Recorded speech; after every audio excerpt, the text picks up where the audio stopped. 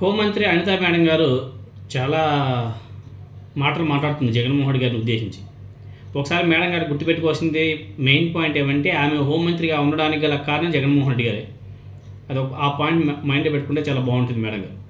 అదేవిధంగా మేడం గారు మాట్లాడుతూ జగన్కి లెక్కలు సరిగా రావేమో, అందుకే స్టీల్ ప్లాంట్ బాధిత కుటుంబాలకు లోకేష్ 1.72 కోట్లు చొప్పున వస్తుందని చెబితే జగన్ కోటి రూపాయలు ఇవ్వాలని చెప్పేసి అడుగుతున్నాడు అని చెప్పేసి ఏపీ హోంమంత్రి అనితా మేడం గారు ఒక ప్రెస్ మీట్లో మాట్లాడడం జరిగింది. మేడం గారు అవునే, ఇది కరెక్టే, మీరు చెప్పేది చాలా బాగుంది. మీ టీడీపీ నేతలకు వచ్చేటువంటి లెక్కలు జగన్మోహన్ రెడ్డి గారికి రావు.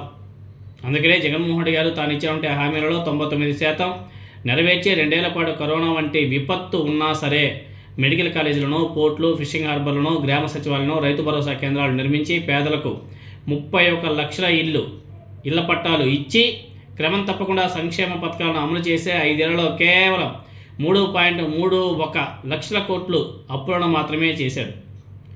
మీకు లెక్కలు బాగా వచ్చు కాబట్టి కేవలం ఈ 2 ఏళ్ల పరిపాలనలో సుమారు 4 లక్షల కోట్లు అప్పు చేసి ఇచ్చిన హామీలను అటకెక్కించేసి గతంలో జగన్మోహన్ రెడ్డి గారు చేసినటువంటి అభివృద్ధి కార్యక్రమాలను నిలిపివేయడం, నాడు నేడు పనులను సైతం కంప్లీట్గా ఆపివేయడం, మెడికల్ కాలేజీలను, విలువైన ప్రభుత్వ భూములను, చివరికి ఆర్టీసీ భూములను కూడా అమ్మకానికి పెట్టారు కదా. ఇది మీ యొక్క పరిపాలన. మీ పార్టీ లెక్కలు అందరికీ రావు కదా మరి. అందుకే మీ పరిపాలన అలా ఉంది, జగన్మోహన్ రెడ్డి గారి పరిపాలన అలా ఉండేది. జగన్మోహన్ రెడ్డి గారికి మీ పార్టీ లెక్కలు రావు కాబట్టి చరిత్రలో ఎన్నడూ లేని విధంగా 1.30 లక్షల సచివాలయ ఉద్యోగాలకు పారదర్శకంగా పరీక్షలు నిర్వహించి ప్రతిభావంతులకు ఉద్యోగాలు కూడా ఇవ్వడం జరిగింది. మీకు లెక్కలు బాగా వచ్చు కాబట్టి ప్రతిభకు పాత్ర వేసి డిఎస్సి ఉద్యోగాలను లక్షలకి అమ్ముకోవడం జరిగింది. జగన్మోహన్ రెడ్డి గారికి మీ పార్టీ లెక్కలు రావు కాబట్టి సుదీర్ఘ తీర ప్రాంతాన్ని కలిగినటువంటి ఏపీలో పోర్టులు, ఫిషింగ్ హార్బర్ల నిర్మాణం చేపట్టాడు. మీకు లెక్కలు బాగా వచ్చు కాబట్టి సాగర్ తీరంలో బికినీ ఉత్సవాలు, సారా కోట్లను బాగా విస్తరించాలని చెప్పేసి ప్రయత్నాలు చేస్తున్నారు. అంతేకాదు జగన్మోహన్ రెడ్డి గారికి మీ పార్టీ లెక్కలు రావు కాబట్టి పేద మధ్యతరగతి ప్రజలకు వైద్య విద్యను చేరువ చేయాలని చెప్పేసి కృషి చేశాడు.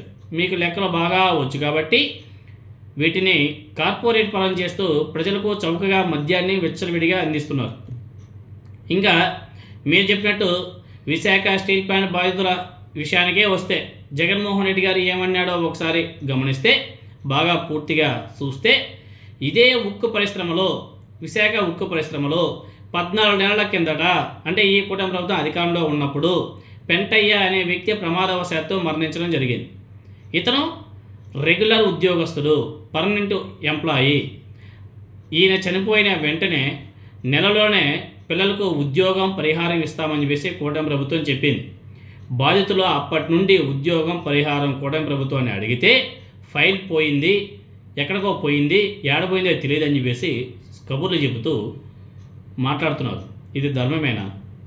ఇప్పుడు రీసెంట్గా జరిగినటువంటి ప్రమాదంలో ఇప్పటికీ 9 మంది మరణించారు. అప్రాక్సిమేట్గా నిన్న కూడా పాపం ఒక అతను మరణించినట్టుగా ఉన్నాడు. సో మొత్తం మరణాల సంఖ్య 10కి చేరింది. చాలా బాధాకరమైన విషయం. మరికొందరి పరిస్థితి చాలా విషమంగా కూడా ఉంది. ఇటువంటి నేపథ్యంలో బాధితులకు ఈ కూటమి ప్రభుత్వం న్యాయం చేస్తుందన్న నమ్మకం ఎలా కలుగుతుంది? మొన్న లోకేష్ గారు వచ్చి 1.72 కోట్లు ఇస్తామని చెప్పేసి చెప్పాడు. ఇందులో 1.5 అంటే 1.5 కోట్లు ఇన్సూరెన్స్ డబ్బులు మాత్రమే. అదేవిధంగా పిఎఫ్, గ్రాట్యుటీ వంటివి కార్మికులకు సహజంగానే రావాల్సి ఉంది. వీటన్నిటిని కలుపుకుంటే 1.72 కోట్లు. ఇక్కడ ప్రభుత్వం నుంచి కల్పించే పైసలు ఎక్కడ? ప్రభుత్వం ఎక్స్ట్రాగా ఇస్తున్నటువంటి డబ్బులు ఎక్కడ? ₹10 కూడా లేదు కదా. ఒక ఎంప్లాయీ చనిపోతే ఎంప్లాయీకి సంబంధించినటువంటి ఇన్సూరెన్స్ డబ్బులు, పిఎఫ్, గ్రాట్యుటీ వంటివి కార్మికులకు సహజంగా రావాల్సిన డబ్బులే అతనికి 1.72 కోట్లు. స్టీల్ ప్లాంట్ యాజమాన్యం 25 లక్షలు ఇస్తుందని చెప్పేసి చెప్పింది. అదేవిధంగా ప్రైమ్ మినిస్టర్ రిలీఫ్ ఫండ్ నుంచి 2 లక్షల రూపాయలు వస్తుంది. అంతే. ఇందులో మీ కూటమి ప్రభుత్వం కొత్తగా ఇచ్చేది ఏముంది మేడం? ఇక్కడ అసలు ఏం కనిపించట్లేదు కదా, ₹1 కూడా. కార్మికులకు వారి హక్కుగా రావాల్సిన సొమ్మును ఇవ్వడం తప్ప రాష్ట్ర ప్రభుత్వం, మీ కూటమి ప్రభుత్వం ఇచ్చేది ఏమైనా ఉందా? గతంలో ఎల్జీ పాలిమర్స్లో జగన్మోహన్ రెడ్డి గారు ముఖ్యమంత్రిగా ఉన్నప్పుడు ఆ ప్రమాదంలో మరణించినటువంటి బాధిత కుటుంబాలకు వైఎస్ఆర్ కాంగ్రెస్ పార్టీ ప్రభుత్వం వెంటనే ₹1 కోటి చొప్పున రాష్ట్ర ప్రభుత్వం తరపున ఇచ్చింది కదా. రాష్ట్ర ప్రభుత్వం తరపున ఇచ్చింది. తర్వాత చనిపోయిన తర్వాత వాళ్ళకు కూడా పీఎఫ్లో, ఇన్సూరెన్స్లో, గ్రాట్యుటీ అవన్నీ కూడా వచ్చుంటాయి. అవి ఎక్స్ట్రా. అది కంపెనీ నుంచే వచ్చే డబ్బులు. కానీ ప్రభుత్వం నుంచి జగన్మోహన్ రెడ్డి గారు ₹1 కోటి ఇచ్చాడు కదా. మీరు రాష్ట్ర ప్రభుత్వం తరపున బాధ్యులకే ఇచ్చేది ఏమైనా ఉందా అనేసి జగన్మోహన్ రెడ్డి గారు అడిగితే, జగన్మోహన్ రెడ్డి గారు అడిగిన దానికి సమాధానం చెప్పకుండా కుళ్ళు జోకులు వేస్తూ కాలక్షేపం చేయడం సమంజసమేనా మేడం గారు? ఇది పద్ధతి కాదు మేడం గారు. చెప్పండి మీ నారా లోకేష్ గారు, చంద్రబాబు నాయుడు గారికి, పవన్ కళ్యాణ్ గారు వాళ్ళ ముగ్గురికి చెప్పి చనిపోయినటువంటి వ్యక్తులకు వాళ్ళ ఫ్యామిలీని ఆదుకునే ప్రయత్నం చేయండి. ప్రభుత్వం నుంచి డబ్బులు ఇవ్వండి. ఏం రామోజీరావు గారు చనిపోతే ఆయన సంస్మరణ సభలు అని చెప్పేసి ₹1 కోట్ల తగలబెట్టారు కదా. ఇక్కడ ఏమింది, 10 మంది చనిపోయి 10 కోట్లు ఇవ్వలేరా మీరు? అదొక లెక్క ప్రభుత్వానికి. కాబట్టి వీటి మీద కొంచెం దృష్టి పెడితే చాలా బాగుంటుంది. మీ కుళ్ళు జోకులు, అదేవిధంగా సొల్లు కబుర్లు ఉంటాయి కదా, వాటన్నిటిని కూడా పక్కన పెట్టి వాళ్ళని ఆదుకునే, ఆ ఫ్యామిలీని ఆదుకునే ప్రయత్నాలు చేయండి. సొల్లు కబుర్లు కంటే మనం ఎప్పుడైనా మాట్లాడుకోవచ్చు, దానికి చాలా టైం ఉంటుంది.